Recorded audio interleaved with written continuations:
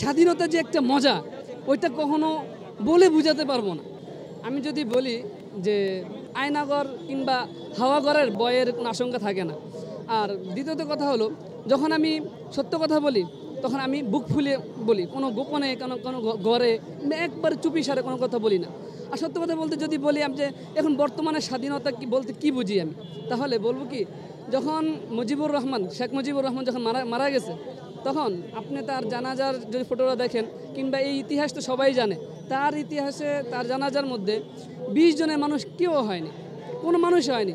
আর 20 জনের মধ্যে থেকে 18-19 জন শুধুমাত্র ছিল সেনাবাহিনী, আর একজন ছিল একজন ইমাম।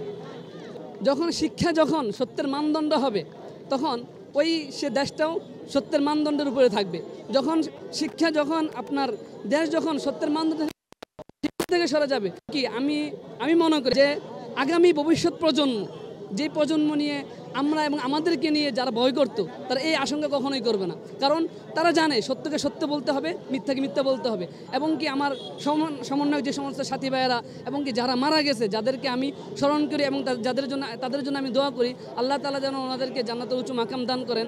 এবং এই যে তারা যে একটা শিক্ষা আমাদেরকে দিয়ে গেছে, এক হলো বইয়ের পাতায় শিখা, আর এটা হলো আমাদের প্র্যাকটিক্যাল শিখা, আমাদের বিবেককে খুলে দিস।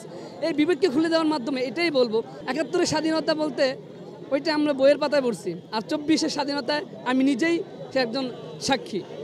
ভাই, স্বাধীনতা যে একটা মজা ওইটা কখনো বলে বুঝাতে পারবো না।